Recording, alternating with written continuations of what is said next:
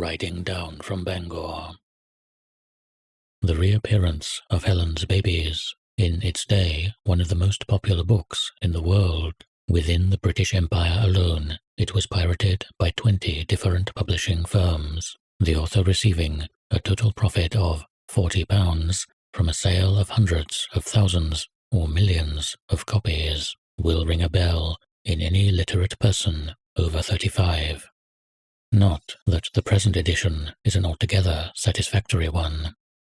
It is a cheap little book with rather unsuitable illustrations. Various American dialect words appear to have been cut out of it, and the sequel, Other People's Children, which was often bound up with it in earlier editions, is missing.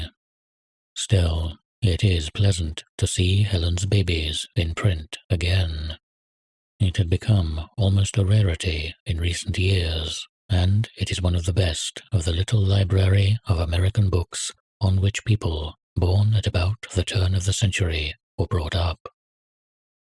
The books one reads in childhood, and perhaps most of all, the bad and good bad books, create in one's mind a sort of false map of the world, a series of fabulous countries into which one can retreat at odd moments throughout the rest of life, and which, in some cases, can even survive a visit to the real countries which they are supposed to represent. The Pampas, the Amazon, the Coral Islands of the Pacific, Russia, land of birch tree and samovar, Transylvania with its boyars and vampires, the China of Guy Boothby, the Paris of Du Maurier. One could continue the list for a long time. But one other imaginary country that I acquired early in life was called America. If I pause on the word America, and, deliberately putting aside the existing reality, call up my childhood vision of it, I see two pictures, composite pictures, of course, from which I am omitting a good deal of the detail. One is of a boy sitting in a whitewashed stone schoolroom. He wears braces and has patches on his shirt, and, if it is summer, he is barefooted. In the corner of the schoolroom there is a bucket of drinking water with a dipper. The boy lives in a farmhouse, also of stone and also whitewashed, which has a mortgage on it. He aspires to be president, and is expected to keep the woodpile full. Somewhere in the background of the picture, but completely dominating it, is a huge black Bible. The other picture is of a tall, angular man with a shapeless hat pulled down over his eyes, leaning against a wooden paling and whittling at a stick. His lower jaw moves slowly but ceaselessly. At very long intervals, he emits some piece of wisdom, such as, "A woman is the orneriest critter there is, septin a mule," or, "When you don't know a thing to do, don't do a thing." But more often it is merely a jet of tobacco juice that issues from the gap in his front teeth. Between them, the two pictures summed up my earliest impression of America. And of the two, the first, which, I suppose, represented New England, the other representing the South, had the stronger hold upon me. The books from which these pictures were derived included, of course, books which it is still possible to take seriously, such as Tom Sawyer and Uncle Tom's Cabin, but the most richly American flavor was to be found in minor works, which are now almost forgotten. I wonder, for instance, if anyone still reads Rebecca of Sunnybrook Farm, which remained a popular favorite long enough to be filmed with Mary Pickford in the leading part. Or how about the Katie books by Susan Coleridge, What Katie Did at School, etc., which, although girls' books, and therefore soppy, had the fascination of foreignness. Louisa M. Alcott's Little Women and Good Wives are, I suppose, still flickeringly in print, and certainly they still have their devotees. As a child, I loved both of them, though I was less pleased by the third of the trilogy, Little Men. That model school where the worst punishment was to have to whack the schoolmaster on "this hurts me more than it hurts you" principles was rather difficult to swallow. Helen's Babies belonged in much the same world as Little Women, and must have been published round about the same date. Then there were Artemis Ward, Bret Harte, and various songs, hymns, and ballads, besides poems dealing with the Civil War, such as Barbara Frietchie, "Shoot if you must, this old grey head, but spare your country's flag," she said, and Little Gifford of Tennessee. There were other books, so obscure that it hardly seems worth mentioning them, and magazine stories, of which I remember nothing except that the old homestead always seemed to have a mortgage on it. There was also Beautiful Joe, the American reply to Black Beauty, of which you might, just possibly, pick up a copy in a sixpenny box. All the books I have mentioned were written well before 1900, but something of the special American flavor lingered on into this century in, for instance, the Buster Brown colored supplements, and even in Booth Tarkington's Penrod stories, which will have been written round about 1910. Perhaps there was even a tinge of it in Ernest Thompson Seton's animal books, Wild Animals I Have Known, etc., which have now fallen from favor, but which drew tears from the pre-1914 child as surely as Misunderstood had done from the children of a generation earlier. Somewhat later, my picture of 19th century America was given greater precision by a song which is still fairly well known and which can be found, I think, in the Scottish Student's Songbook. As usual, in these bookless days, I cannot get hold of a copy, and I must quote fragments from memory. It begins: "Riding down from Bangor, on an eastern train, bronzed with weeks of hunting, in the woods of Maine, quite extensive whiskers, beard, moustache as well, sat a student fellow, tall and slim and swell. Presently an aged couple and a village maiden, described as beautiful, petite, get into the carriage. Quantities of cinders are flying about, and before long the student fellow gets one in his eye. The village maiden extracts it for him, to the scandal of the aged couple.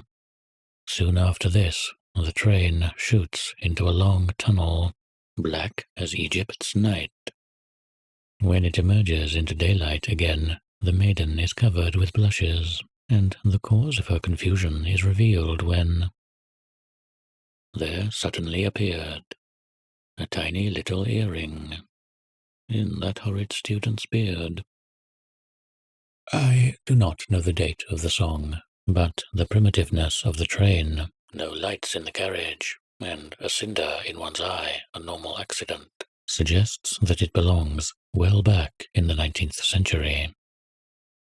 What connects this song with books like Helen's Babies is, first of all, a sort of sweet innocence. The climax, the thing you are supposed to be slightly shocked at, is an episode with which any modern piece of naughty would start, and, secondly, a faint vulgarity of language mixed up with a certain cultural pretentiousness.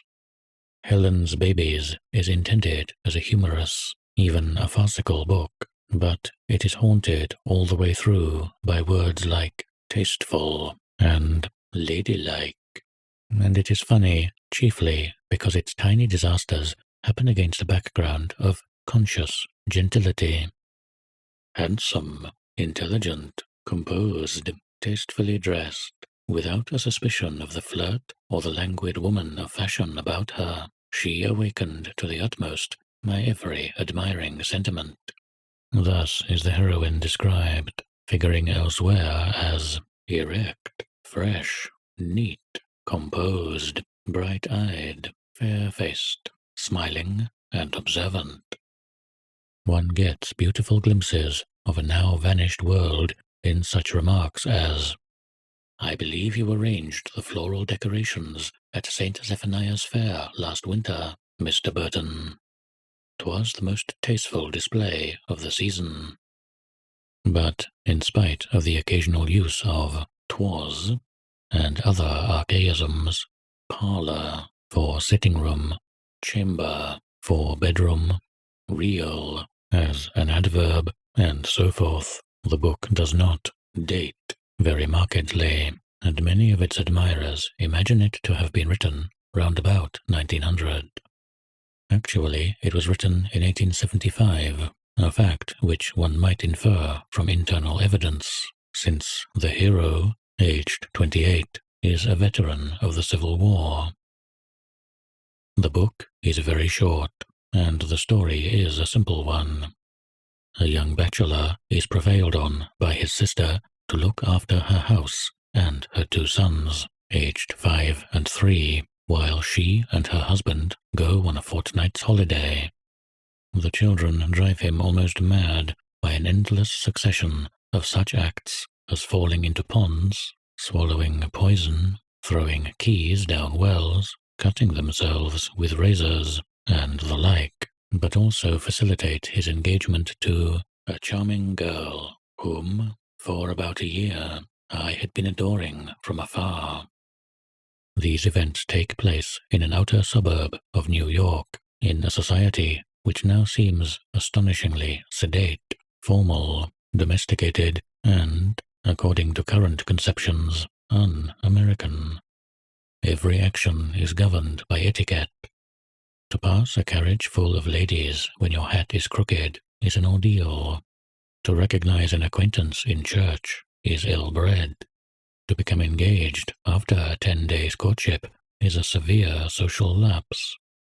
We are accustomed to thinking of American society as more crude, adventurous, and, in a cultural sense, democratic than our own, and from writers like Mark Twain, Whitman, and Bret Harte, not to mention the cowboy and Red Indian stories of the weekly papers, one draws a picture of a wild anarchic world peopled by eccentrics and desperadoes who have no traditions and no attachment to one place.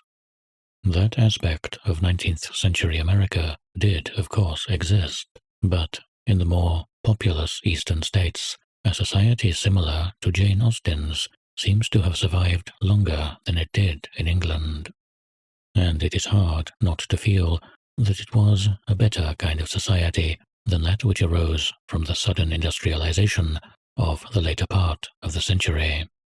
The people in Helen's Babies or Little Women may be mildly ridiculous, but they are uncorrupted.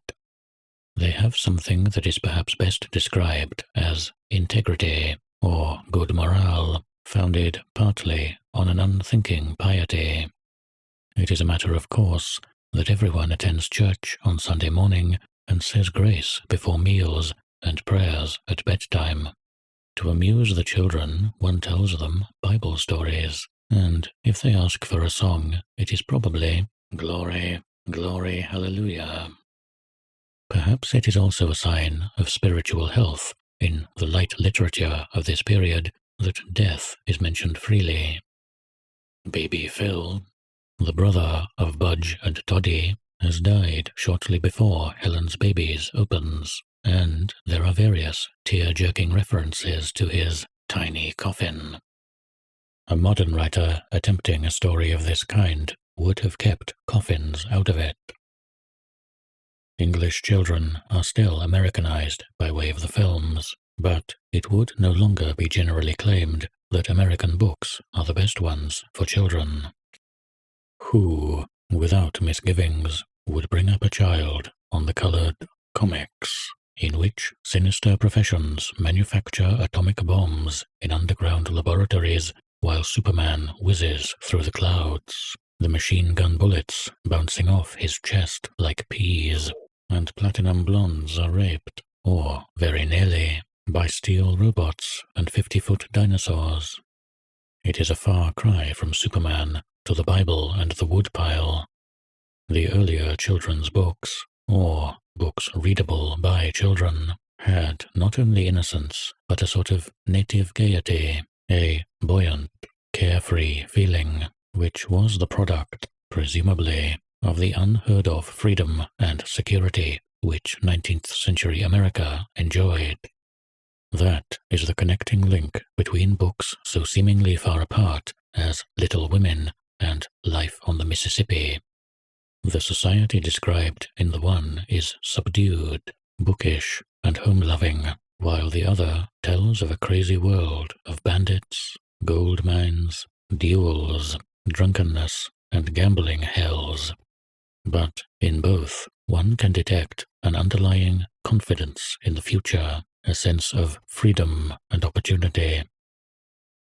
19th century America was a rich, empty country which lay outside the mainstream of world events, and in which the twin nightmares that beset nearly every modern man, the nightmare of unemployment and the nightmare of state interference, had hardly come into being. There were social distinctions more marked than those of today, and there was poverty. In Little Women, it will be remembered, the family is, at one time, so hard up that one of the girls sells her hair to the barber. But there was not, as there is now, an all-prevailing sense of helplessness. There was room for everybody, and if you worked hard, you could be certain of a living, could even be certain of growing rich.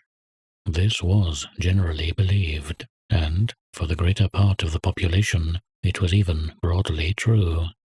In other words, the civilization of 19th century America was capitalist civilization at its best.